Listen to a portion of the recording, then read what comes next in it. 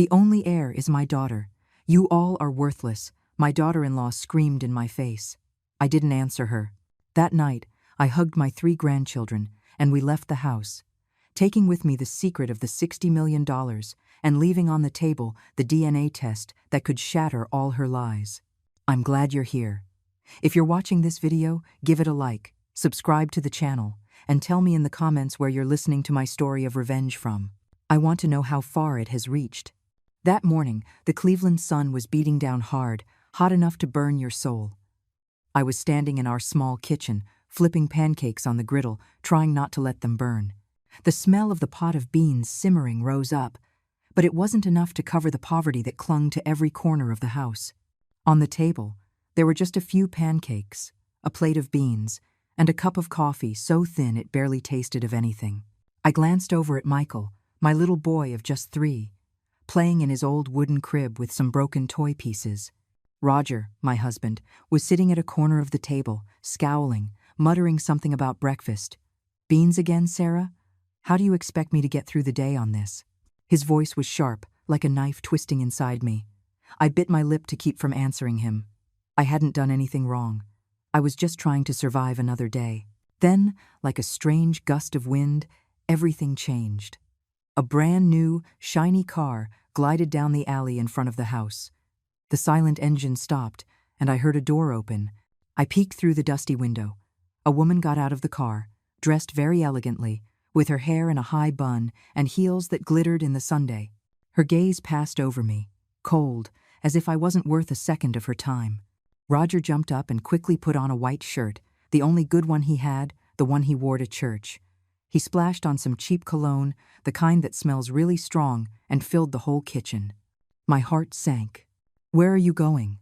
I asked with a trembling voice, though I tried to sound calm. Roger didn't even look at me. He just answered dryly, "Business." He went out and opened the car door for that woman, with a gesture as delicate as if she were a treasure. She smiled and handed him a fat, bulging envelope. Their eyes met as if they shared a secret I could never be part of. I stood frozen in the doorway, my hands still clutching my old, worn dress. Roger turned and looked at me one last time. There was no warmth left in his eyes, only an icy determination. "I can't keep living in this misery, Sarah," he said in a monotone voice, as if reciting something he had memorized. "She can give me a better life." Those words struck me like a lightning bolt. Before I could say anything, he was already getting into the car. The car started, leaving a cloud of dust in the alley. I ran after him, shouting his name, but my voice was lost in Michael's cries coming from the house. But the car had already disappeared at the end of the street, taking with it the entire world I thought was mine. I returned to the house, my feet heavy as if I were dragging stones. Michael was still crying, and his childish sobs drowned out the sound of my heart breaking into pieces. I hugged him tight, as if letting him go would mean losing him too. My tears fell, wetting his curly hair. The kitchen felt empty. Only the smell of cold beans and burnt pancakes remained. I felt lost, as if I were in the middle of a desert, not knowing where to go. My neighbor, Mrs. Rose Miller, came running. She must have heard the shouting from afar. She put her arm around my shoulders, her voice full of pity. "That man didn't deserve you, honey. A man like that, you're better off without him." I nodded, but the pain was tearing my soul apart. Deserved him or not, he was still the man I had once loved, with whom I had hoped to build a home. That night, I couldn't let myself sink into sadness. Michael needed milk, diapers. He needed a strong mother. I went to knock on the door of Anna's bakery, an old acquaintance, to ask for a job on the night shift. "Can you give me a hand?" I asked, my voice choked with emotion. Anna looked at me, then at Michael asleep in my arms, and nodded. "Of course, Sarah. Bring the boy with you. We'll put him to sleep next to the oven to keep him warm." That night, as I kneaded the dough with my hands, my eyes burned from the smoke and tears. Michael slept in a wicker basket I had brought, and every now and then he would stir and let out a little whimper. His cries mixed with the noise of the mixer, making the other bakers look at me with pity. An older woman brought me a glass of water and shook her head. "This is how it is for us women. We suffer a lot, but our children are the reason to keep going." I nodded, swallowing my tears, without stopping my kneading. When I got back home, the little house was sunk in darkness. The chirping of crickets outside seemed to tell my story. The story of an abandoned woman, with nothing but her son and a broken heart. I lay down on the old bed, listening to Michael's steady breathing. Looking at the water stains on the ceiling, I knew my life had taken another path. A path without Roger, without the dreams of a complete family. I took my son's hand and whispered to him, "As long as I have you, Mommy can handle anything." But inside I was terrified, afraid I wouldn't be strong enough, afraid the days to come would be filled with darkness. Time passed quietly, like raindrops on the tin roof, leaving no trace but a constant sound. Michael grew up in my arms, but the shadow of his father, Roger, was a void that was never filled. I watched my boy grow, from a little one who clung to my legs crying for milk, to a tall young man with the same eyes as his father, sharp but filled with restlessness. I had hoped he would be different, that he wouldn't follow in Roger's footsteps. But life is never how you want it to be. When Daniel entered his teens, I started to notice bad signs. He would come home late, his shirt ironed but smelling of cheap whiskey, and his eyes red as if he'd been in a fight. "Where were you so late, Daniel?" I would ask. He would just grunt. "Don't worry, Mom. I know what I'm doing." And he would slam his bedroom door, leaving me with an anxiety that ate me up inside. One day, Mrs. Rose, my good neighbor, pulled me to a corner of the yard and whispered, as if afraid someone would hear her, "Listen, Sarah. Your son is spending a lot of time with Ashley, Mr. Science's daughter. Be careful, that girl is no good." I nodded, thanking her, but with a knot in my stomach. I knew Ashley, a pretty girl with long black hair, who always wore short skirts and had a bright but calculating look in her eyes. I just prayed to God that Daniel wouldn't get into trouble. A few months later, on a drizzly afternoon, someone knocked gently on the door. I opened it and saw Ashley, her eyes full of tears and a hand on her already swollen belly. She looked at me, her voice trembling. "Mrs. Miller, I'm pregnant.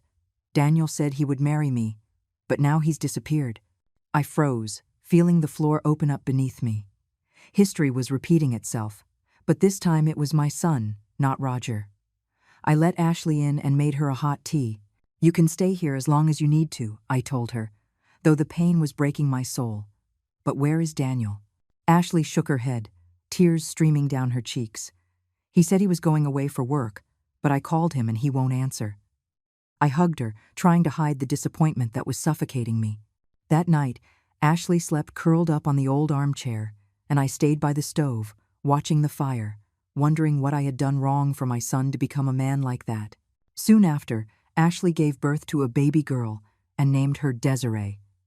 I looked at my granddaughter's tiny face, her big round eyes identical to Daniel's, and felt a mix of love and sadness. To get money for milk and diapers, I had to pawn my wedding ring, the last thing I had left from my marriage to Roger. The jeweler looked at me with pity. "Mrs. Miller, are you sure?" "It's a memory." I nodded, swallowing my tears. "My granddaughter needs it more." With the little money they gave me, I bought what was necessary for Desiree, but every time I saw my empty hands, I felt a hole in my chest. Less than a year later, trouble knocked on my door again. Another young woman, Melissa, came looking for me. She worked as a waitress at a dive bar near the market. She had bleached blonde hair and a voice hoarse from cigarettes. "You're Daniel's mom, right?" she asked, with a hand on her barely noticeable belly. I nodded, no longer surprised. Melissa told me, full of anger, he promised he would take care of the baby, but last week he told me he had to go to Chicago on business, and I haven't heard from him since.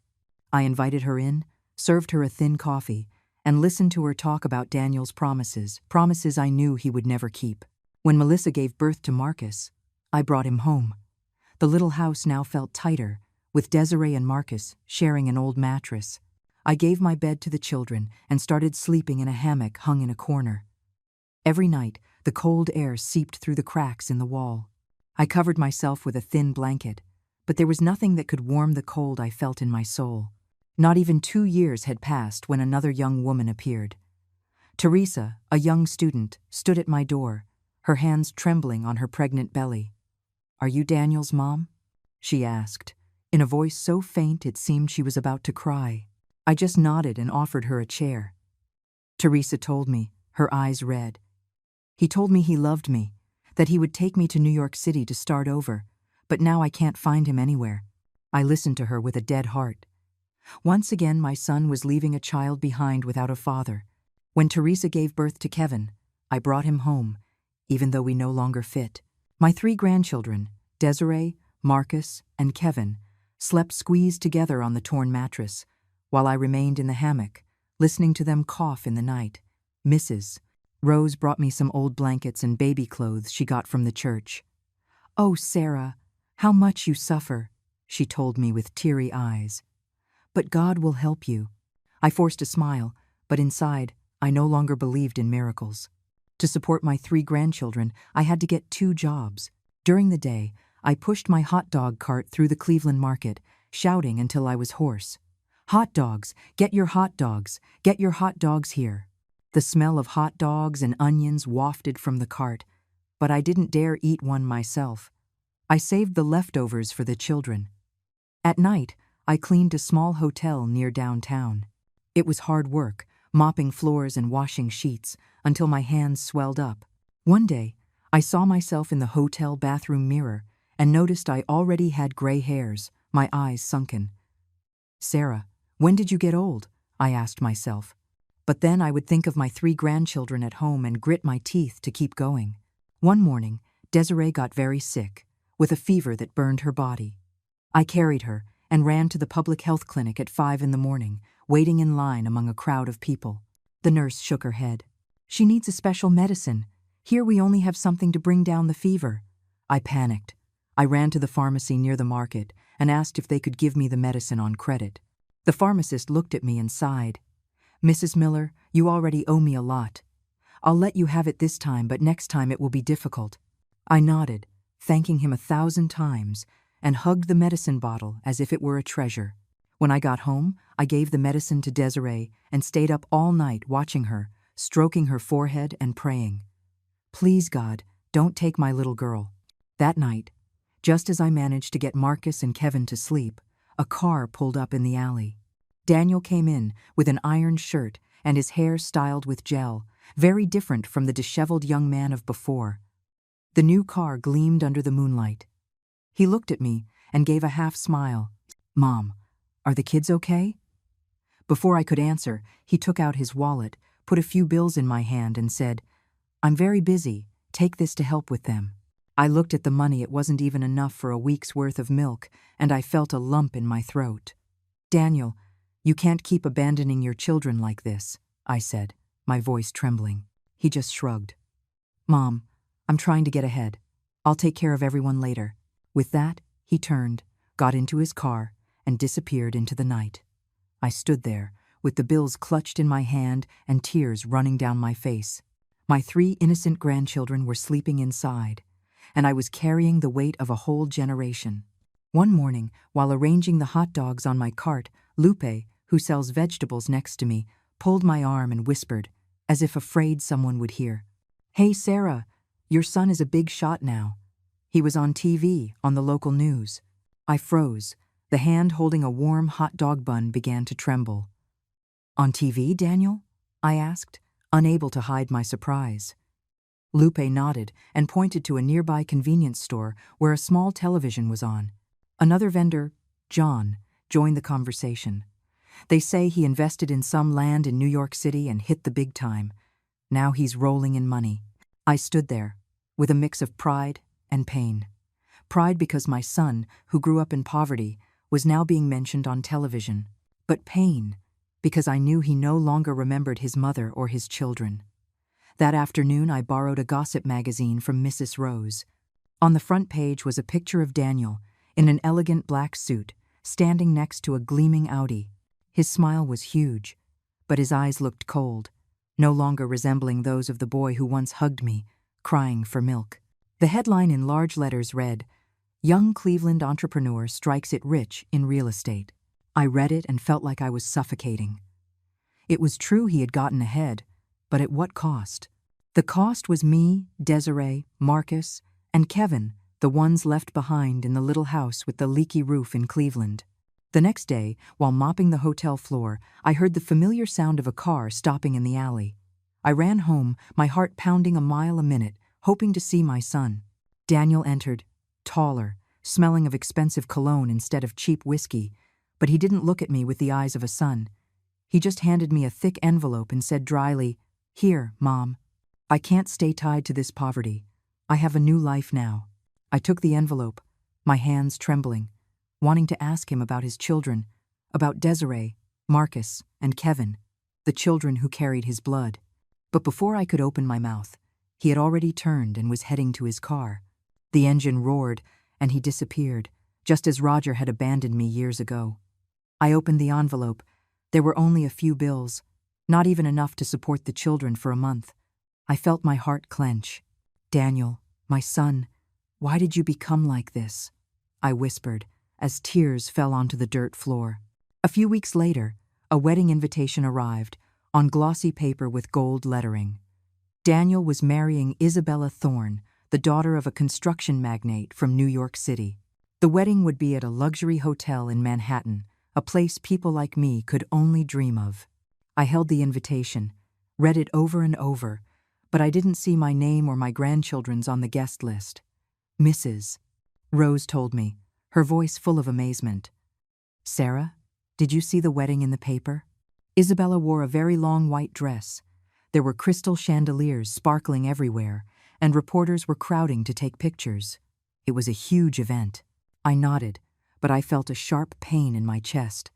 My son, whom I raised with my sweat and tears, was now entering a strange world, a world where there was no place for his mother or his children. From the day of the wedding, Daniel stopped calling. I tried to call him, but his number was always out of the service area.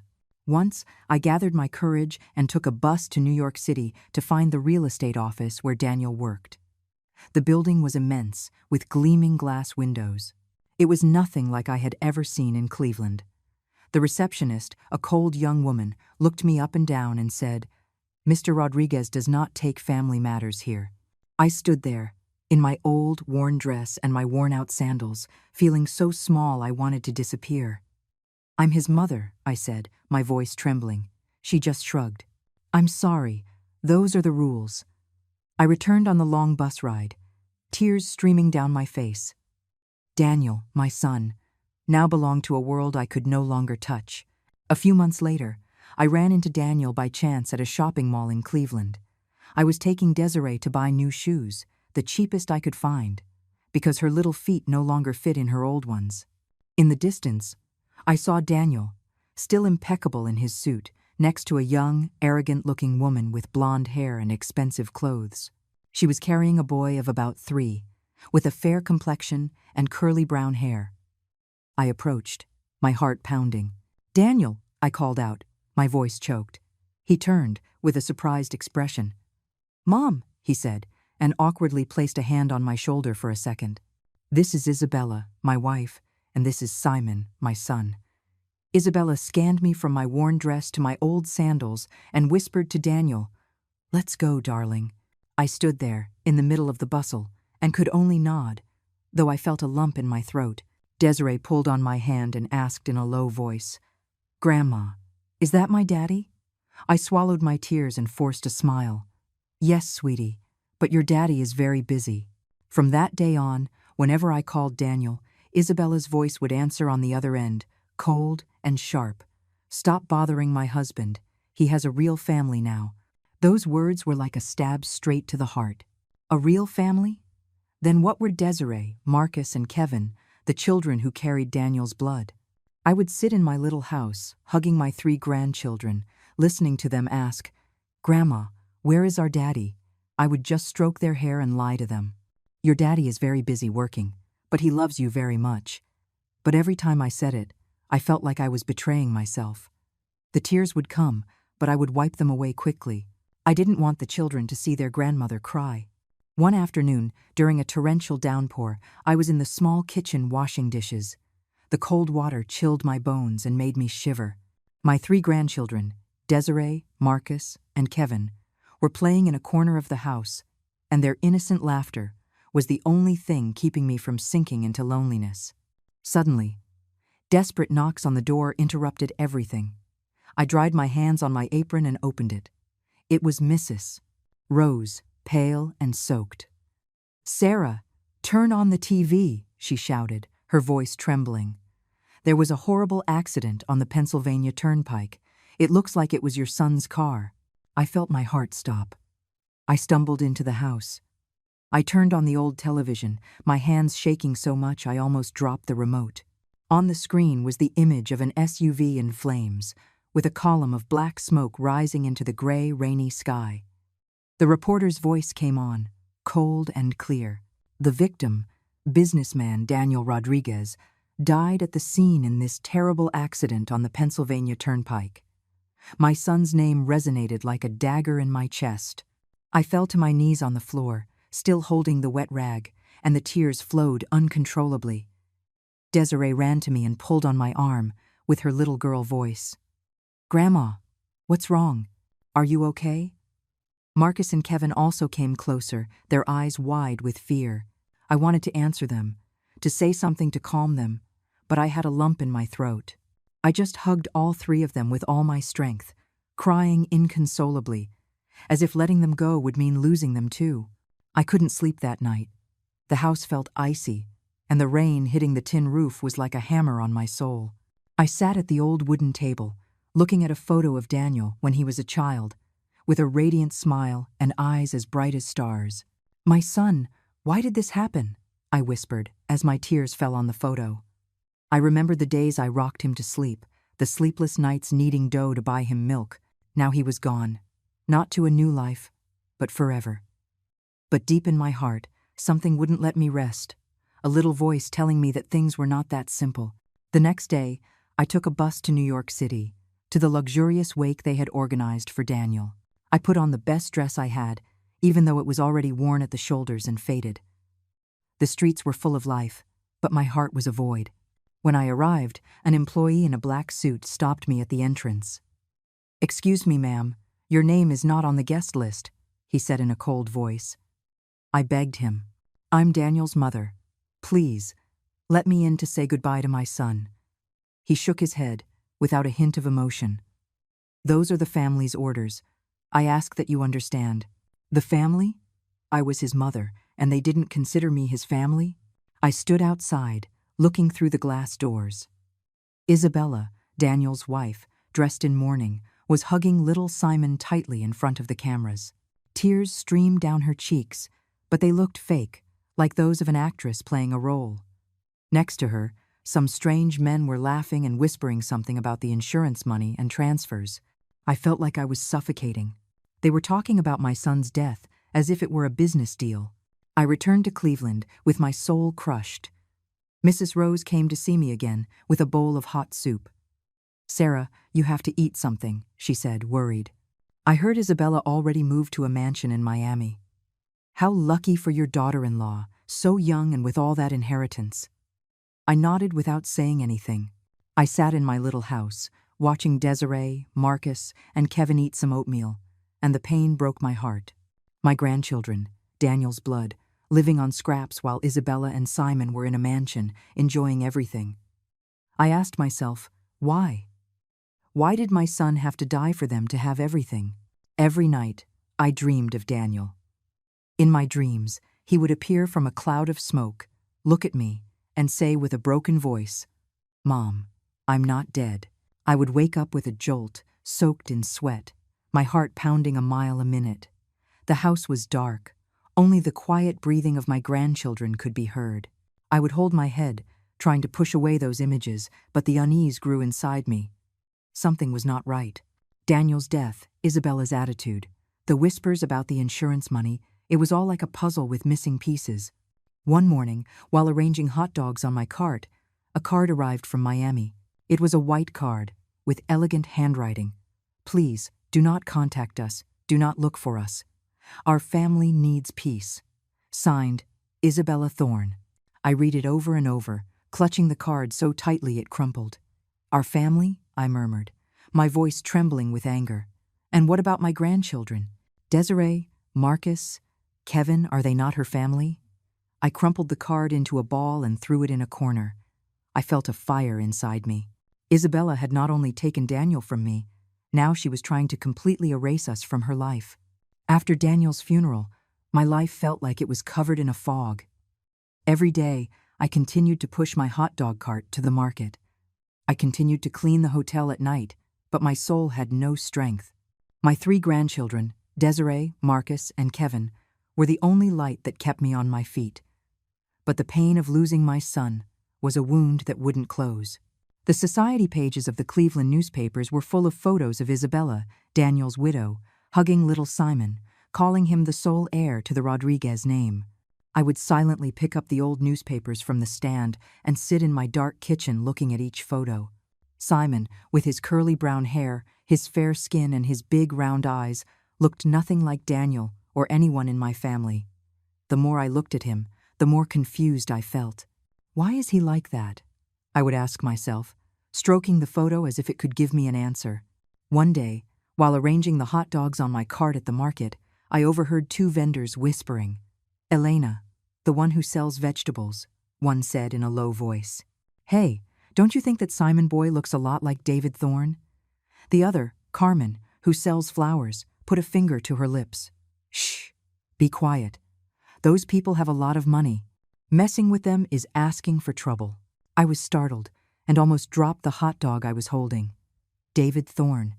I had heard that name before from Mrs. Rose, who said he was a man who often visited Daniel's real estate office, a tall man, always dressed in gray suits, with a kind but cold smile.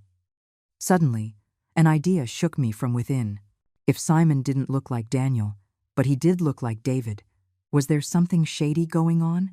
I tried to calm down and continued selling, but my mind wouldn't stop racing.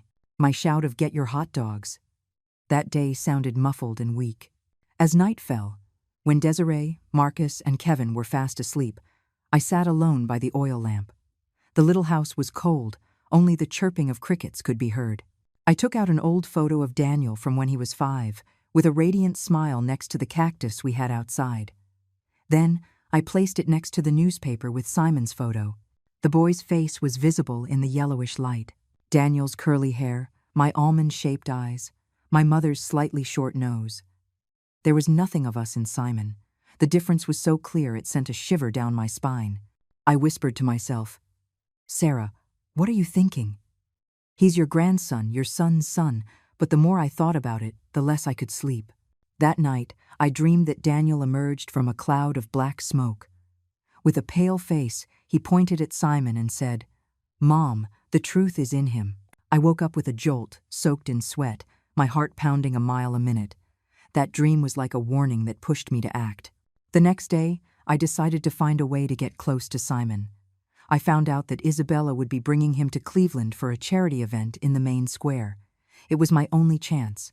I put on my cleanest dress, an old straw hat to cover my face, and hid in a corner near the square. My heart was pounding, as if I were doing something forbidden. In the distance, I saw Isabella, dressed luxuriously, holding Simon's hand as they got out of an elegant car. The boy was wearing a little white shirt. His curly hair moved in the wind, and he was entertained by a red balloon. I stood there, mixed in with the crowd, without taking my eyes off him. "I just need a clue," I told myself, clutching the shawl I had in my bag. When the reporters surrounded Isabella, Simon wandered off a little, his balloon floating. I approached, pretending to pick up a coin from the ground. Just as the boy turned, I saw a hair caught on his little sweater. With trembling hands, I collected it. I felt that in taking that tiny hair, I was holding the entire truth about my son's life. My heart was beating so hard I thought everyone around me could hear it. I turned quickly and moved away from the crowd, afraid Isabella would recognize me. On the way home, I hid the hair in an old handkerchief and carefully put it in my apron pocket. "This is the beginning, Sarah," I told myself, but the fear wouldn't go away. I knew I was entering a dangerous path, but I couldn't stop now. I stood in front of the door of a private clinic on the outskirts of Cleveland, my hand clutching the old handkerchief that wrapped Simon's hair. The wind was blowing hard, bringing the morning chill, but my heart was colder. I had saved every dollar from selling hot dogs, from the nights cleaning the hotel to the point of exhaustion, just to be able to pay for this test. The clinic employee, a young woman with a curious gaze, looked me up and down. "Are you sure you want to do this test?" she asked, in a monotonous but meaningful voice. "The result could change your life." I nodded, trying to make my voice sound firm. "I need to know the truth." My hands trembled as I placed the money on the counter, wrinkled bills, soaked with my sweat. The employee took it without another word and gave me a small receipt. I left the clinic, walking down the dusty dirt road, my heart heavy but with a small light of hope. This was the first step to finding justice for Daniel and for my grandchildren. The week of waiting for the results felt like an entire year. Every day I woke up early to make breakfast for Desiree, Marcus, and Kevin, almost always pancakes and beans, because there wasn't enough money for more. I laughed and played with them, but inside, anxiety consumed me. Every time the phone rang, I would jump, thinking it was the clinic. But it was almost always Mrs. Rose asking how I was, or the hotel owner reminding me to be on time. At night, when the children were asleep, I would sit by the oil lamp, looking at the old photo of Daniel. "Son, am I doing the right thing?" I would whisper, as tears rolled down my cheeks. I was afraid the result would destroy everything, but I was also afraid of living forever with the doubt. Finally, one drizzly morning, I got the call from the clinic. "Mrs. Miller, the results are in. You can come pick them up," the employee's voice said. I quickly put on my shawl, my old straw hat, and ran to the bus stop. On the way, I tried not to think. I just prayed, "God, give me strength." When I got to the clinic, the employee handed me a sealed envelope with a compassionate look. I took the envelope, my hands shaking so much I almost dropped it. I didn't dare open it right there. I just carefully put it in my apron pocket, close to my heart, as if it were a part of Daniel. When I got home, I waited for the children to fall asleep to open the envelope. Under the flickering light of the oil lamp, I broke the seal and my eyes fixed on the paper. A line in bold hit me like a slap in the face. No biological kinship exists between Simon Thorne and the Rodriguez family. I felt my strength leave me, and I almost dropped the paper. The truth was as cold as a knife in my heart. Simon was not Daniel's son. I sat there in silence, my head in my hands, trying to process what I had just read.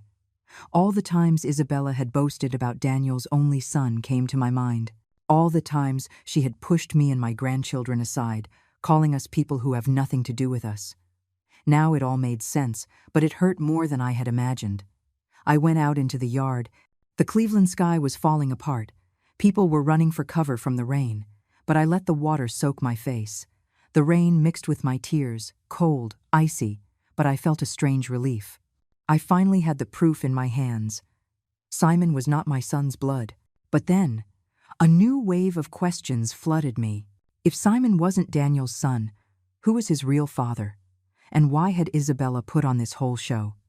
Daniel's death? Could it have something to do with this secret? That night, I spread the DNA result on the old wooden table, looking at it as if it were the last piece of a puzzle. Desiree woke up and walked towards me, rubbing her eyes. "Grandma, what's that paper?" I quickly folded the sheet and forced a smile. "It's nothing, sweetie. Grandma is just looking for the truth." She nodded, yawned, and went back to bed. But I knew this truth was not simple. It was the beginning of a path full of dangers. I hugged Desiree, feeling her warmth, but my heart was frozen. I thought of Daniel, of the accident, of the whispers about the insurance money at the wake. It was all starting to connect, but I wasn't sure yet. I only knew one thing. If Simon was not Daniel's son, then my son's death might not have been an accident. The DNA result was like a small fire burning inside me, illuminating the truth but also filling me with fear. Simon was not Daniel's son, that was clear. But the bigger, sharper question stabbed my heart every night. Why? Why did Isabella have to lie? And my son's death, was it really an accident? I knew I couldn't stop, even if the road ahead was dark and dangerous. I had to find the truth, not just for Daniel, but for Desiree, Marcus, and Kevin, my grandchildren waiting for me in Cleveland. I decided to follow Isabella in secret. One cold, rainy night, I took a bus from Cleveland to Miami. I carried an old wicker basket with candies and handkerchiefs to pretend I was a street vendor. I put on my worn straw hat, pulled down low to cover my face, and told myself, Sarah, you have to be very careful. The bus swayed on the long journey, and the sound of the tires reminded me that I was entering a world that was not my own, a world of money and power. When the bus arrived at the Miami terminal, it was already day. The bright sea sun made me squint. I took a deep breath, trying to calm myself, and began my plan. I found Isabella's white mansion on a tree-lined street, so luxurious it took my breath away. Huge houses with high gates, elegant cars coming and going, and the sound of party laughter escaping. I hid on a corner, pretending to sell my candies and handkerchiefs on the sidewalk without taking my eyes off the mansion's gate. I spent several days sitting there, writing everything down in a small notebook: who came and went, at what time, in which car. I noticed that one man appeared frequently, driving a black SUV, tall, always in a gray suit. One day, I struck up a conversation with a neighbor, an old woman selling coconuts nearby. "Excuse me, ma'am, who is the gentleman who comes to the White House so often?" I asked, feigning curiosity. The old woman looked around and whispered, "That's David Thorne. He's been here a lot lately. They say he was very close to Isabella, even before she married the late Daniel." I felt my heart stop. David Thorne. That name again, like another piece of the puzzle. One night, I sat at a cafe with sidewalk tables, right across from the mansion, pretending to read an old newspaper. Through the large window, I saw David come out onto the balcony. Isabella took his arm, laughing and talking as if they were a real married couple. She was wearing a white silk dress, her hair pulled back, and her eyes sparkled under the light. I felt like I was suffocating. That image was so different from the Isabella I knew, the woman who had called me a nuisance and despised my grandchildren. I quickly wrote in my notebook, "David and Isabella, very close, balcony, 8 o'clock at night." My hands trembled, but I knew I was getting closer to the truth. To keep a closer watch, I rented a cheap little room a few blocks from the mansion. The room was small, with damp-stained walls and a bed as hard as a rock, but I didn't care. Every day I went to the sidewalk cafe and wrote everything down. What time David's car arrived, how long he stayed, what Isabella did. Once, I decided to take a bigger risk. I followed David to the main bank in Miami, not far from the mansion. I hid behind a pillar, pretending to tie my shoelaces without losing sight of him. David went in, spoke with a bank employee, and came out with a black leather briefcase. When he stopped to answer a call, I crept closer, just enough to hear a fragment. "Yes, the life insurance, $50 million, it's done." Those words were like an electric shock. $50 million? A giant insurance policy, and Daniel's death suddenly appeared in my mind as a well-orchestrated plan. I wrote down all the details in my notebook, my hands shaking so much my handwriting came out crooked. That night, lying in the hard bed of my room, I listened to the sound of the waves in the distance. Every sound reminded me that the truth I had just discovered could cost me my life. I thought of Daniel, of the accident, of the column of black smoke on the TV. If my son's death was a murder for money, then I was dealing with ruthless people. I clutched my notebook, hid it deep in my candy basket, and told myself, "Sarah, you have to be even more careful." But deep down, I knew I couldn't turn back now. I had come too far, and the truth about Daniel's death was something I had to uncover, no matter the price. I knew the DNA result and the notes in my notebook weren't enough to unmask Isabella and David. They were just pieces of a puzzle, but I was missing the direct proof, a clear confession they couldn't deny. That idea tormented me day and night, giving me no peace in my little room in Miami. I had to act, even if it meant putting myself in danger. I thought of Daniel, of my son's smile, of the days when, as a child, he would hug me and promise to make me proud. Now it was I who had to fulfill that promise, to find justice for him. One full moon night, with the Miami sky full of stars, I decided to risk everything.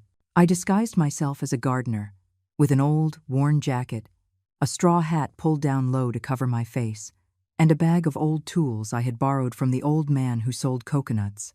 In the bag, I had some shears, a small trowel, and my notebook, my only weapon.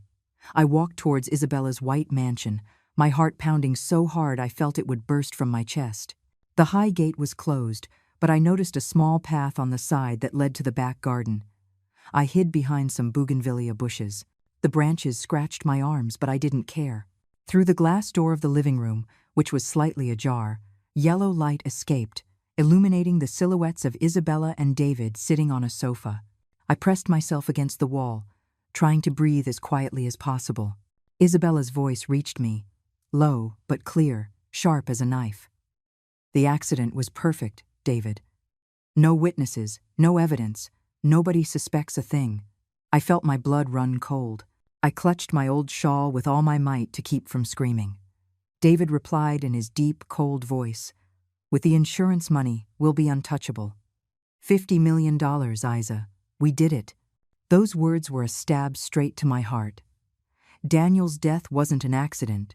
It was a planned murder. I started to tremble, tears streaming down my face, but I knew I couldn't let my emotions win. This was my only chance.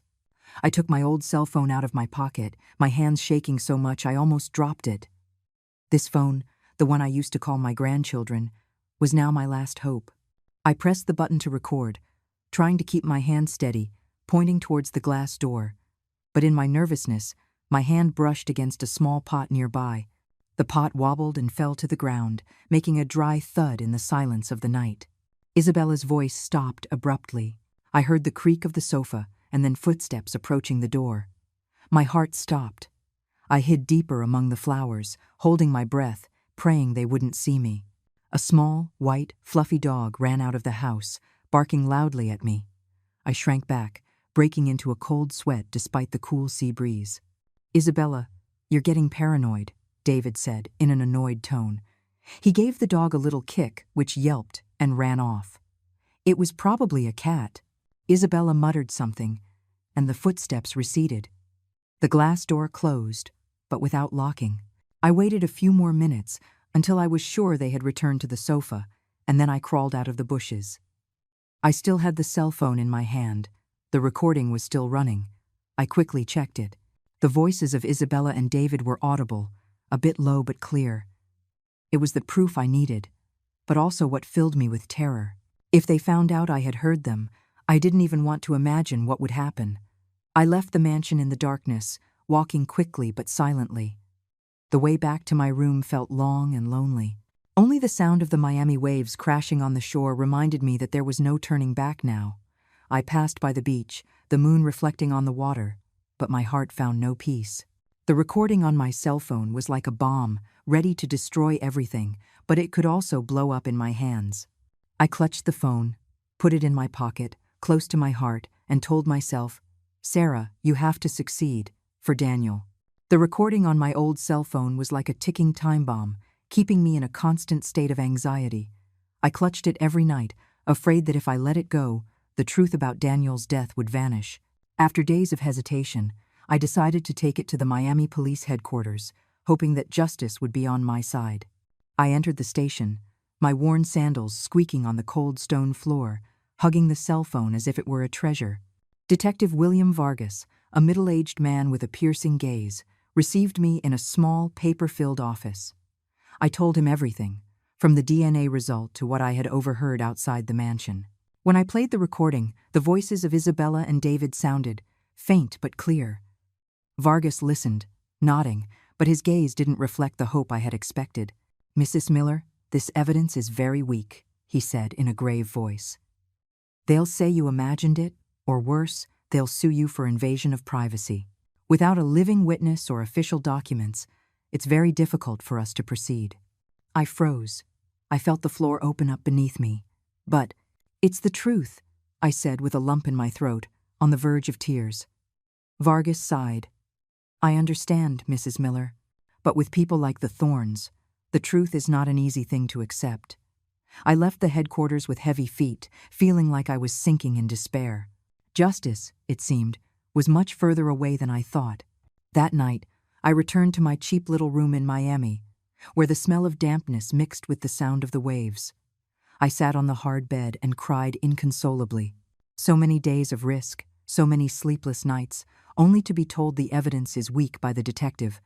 I thought of Desiree, Marcus, and Kevin, my grandchildren waiting for me in Cleveland. What did I do wrong? I asked myself, as tears soaked my hands.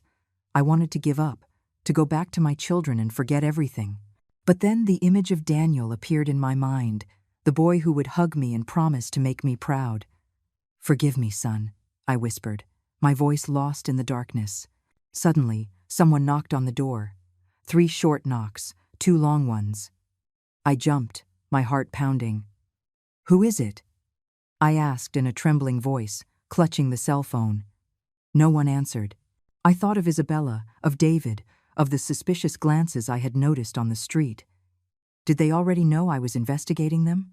Had they sent someone to silence me? I got up, my legs shaking, and approached the door, grabbing an old wooden chair as a weapon. When the door opened a little, I gasped. It was Daniel, in the flesh, thinner, with a grown-out beard, dressed in an old, worn jacket. His reddened eyes looked at me, full of pain and regret. I broke down and ran to hug him, my tears soaking his clothes. "My son, are you really alive?" I said between sobs, my voice breaking. Daniel hugged me back, his body trembling. "Mom, forgive me. I didn't die. I couldn't let you and the children be in danger." We sat on the floor of the little room, the flickering light of the oil lamp illuminating Daniel's face. He told me everything, in a low, tired voice. The day of the accident, while driving on the Pennsylvania Turnpike, he noticed something strange, a weird wire under the seat. I pulled over, checked, and heard a ticking sound, Daniel said, his gaze distant. I barely managed to jump out of the car seconds before it exploded. I knew it wasn't an accident. I knew Isabella and David were behind it, so I had to fake my death to look for proof. I listened to him, my heart breaking into pieces. My son, the boy I raised, had almost lost his life to the ambition of others. "Why didn't you tell me anything?" I asked, as the tears continued to flow. Daniel took my hand. His voice broke. "I was afraid that if you knew, you would go after them and they would hurt you. I had to protect you and my children." Daniel told me he had been hiding for months in the mountains of Ohio, thanks to an old friend, Jose, who gave him refuge. He survived by doing manual labor, chopping wood, working in the fields, so no one would suspect. During that time, he secretly gathered evidence: a copy of the life insurance policy, secret messages between David and a stranger, and most importantly, a video of a mechanic they hired to plant the bomb. He regretted it. "Mom," Daniel said, handing me a small USB drive. He recorded a video confessing everything because he was afraid they would frame him. "Mom, this is all I have. We have to take it to Detective Vargas now." I clutched the USB drive. It felt as heavy as the entire world. My tears fell, a mix of happiness for having my son alive and pain for everything he had to go through. That morning, Daniel and I entered the Miami Police Headquarters, our hearts heavy but full of determination. The small USB drive in my hand seemed to hold the fate of our family. Detective William Vargas was waiting for us in his small office, the smell of old coffee and damp papers hanging in the air. I gave him the USB drive, my hand trembling, while Daniel stood beside me, his gaze firm. When Vargas watched the video, a blurry but clear recording, with the mechanic's confession about how he planted the bomb in Daniel's car, he frowned, slammed his fist on the table, and said in a decisive voice, "Your son is the living witness. This time we have enough evidence to request an arrest warrant." I looked at Daniel, my eyes full of tears. My son, whom I thought I had lost forever, was there, being the key to uncovering the truth. "Thank you, Detective," I said, my voice choked. Vargas nodded. "Mrs. Miller, this time justice will be on your side.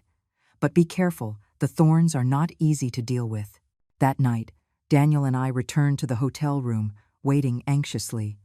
As night fell, police sirens echoed through the street, and blue and red lights flashed outside. I peeked through the curtain and saw the police surrounding Isabella's white mansion. They brought her out in handcuffs, screaming desperately, "You're mistaken. I didn't do anything." David struggled to break free, but was subdued at the entrance. The sound of the handcuffs clicking shut mixed with the sound of the Miami waves, like the final music for their crime. The next morning, the newspapers exploded with the news. "Businessman Daniel Rodriguez is alive. Insurance murder plot uncovered." I read the headline with a mix of relief and pain. Justice had arrived, but the price was years of living with the pain of having lost my son. After those chaotic days, Daniel and I returned to Cleveland. The little house was now full of laughter. Desiree, Marcus, and Kevin wouldn't leave their father's side. "Daddy, where were you for so long?" Desiree asked with shining eyes. Daniel hugged her, his voice soft. "Forgive me, my love. From now on, I'm not going anywhere." Simon, the boy Isabella had called the sole heir, also found a place in our arms. Although he was not Daniel's blood, he was an innocent child. I stroked his hair and said to him, "You'll stay here with your grandma, okay?" The boy nodded, and his radiant smile warmed my heart. One day, Daniel took us all to a charity event at the Children's Hospital in Cleveland. I pushed my hot dog cart and gave them away to families in need. There, Daniel happened to meet Sarah Jenkins, a pediatric nurse with a smile as warm as the Sunday. At first, they only spoke politely, asking about the sick children. But when Sarah bent down to wipe a milk stain from Kevin's shirt, or hugged Simon to comfort him because he was afraid of needles, I saw Daniel's eyes light up, a light I hadn't seen since he was a boy. "Mom, Sarah is very special," Daniel confessed to me one night as we sat in the yard. "I never thought I could love someone again after all my mistakes. But when I'm with her, I want to be a better man." I smiled and put a hand on his shoulder. "Son, if she makes you want to be better, then that's real love." Over time, Sarah became part of the family. She would teach Desiree English, explaining each word with patience. She played ball with Marcus, laughing out loud when the boy missed a shot. She taught Kevin how to draw, helping him color his pictures. And to Simon, she read stories every night, in a voice so soft it lulled him to sleep. I would watch Sarah, grateful for bringing the warmth that my family had lacked for so long. "Mrs. Miller, I love being here," Sarah told me once, as we kneaded dough for dinner rolls together. "Your family is very special." I took her hand, my voice choked. "No, Sarah, it's you who makes our family more special." One afternoon, as the sunset painted the yard gold, I saw Daniel kneel before Sarah with a simple ring in his hand. "Sarah, will you build a real family with me?" he asked, his voice trembling. Desiree, Marcus, Kevin, and Simon were all around, shouting with excitement. Sarah nodded, her eyes full of tears. "Yes, Daniel, yes, I will." I stood there, hugging Desiree, tears streaming down my cheeks. After so much suffering, my son had finally found happiness. The wedding was simple, but full of joy, in a small church in Cleveland. I sat in the front row, clapping to the rhythm of the music, watching Daniel in a simple suit and Sarah in a pure white wedding dress. Desiree was the flower girl, walking a bit clumsily but radiant. Marcus carried the rings with great seriousness, though he couldn't stop smiling. Kevin threw paper flower petals, filling the church with joy. Simon ran everywhere, with a laugh so contagious that everyone laughed with him. When the priest gave the blessing, I felt my heart finally heal. So many years of pain, so many nights crying in silence, now dissolved with the laughter of my family. The $60 million trust, the insurance money Daniel now used it to build a new future. He opened a small diner in Cleveland where he sold hot dogs and comfort food, so I no longer had to push my cart under the Sunday. A portion of the money went to my grandchildren. A scholarship for Desiree's studies, soccer lessons for Marcus, painting classes for Kevin, and a savings account for Simon. "Mom, I want my children to have a better life," Daniel told me once as we all had dinner together. I nodded, tears running down my face. "Son, just seeing you happy is enough for me." I sit in the yard of my house, watching my family gathered. Daniel and Sarah holding hands, the children playing, their laughter filling the air. I think of the dark days, when I believed I had lost everything. But now, justice had been served, and true happiness had returned with the love and unity of the family. I close my story with an immense peace, knowing that, no matter how hard life was, the love for my son and my grandchildren guided me through all the storms. The story we tell is fictional, but it is based on some real events. The names and places have been changed to protect the identity of those involved. We do not tell this to judge, but with the hope that someone will listen and stop to think. How many mothers are suffering in silence inside their own homes? I am genuinely curious. If it were you, in my place, What would you do? Would you choose to remain silent to keep the peace, or would you dare to face everything to reclaim your voice? I want to know what you think, because every story is a candle that can light someone else's path. God always blesses, and I firmly believe that courage leads us to better days. Meanwhile, on the final screen, I leave you two of the channel's most beloved stories. I assure you, they will surprise you. Thank you for staying until the end.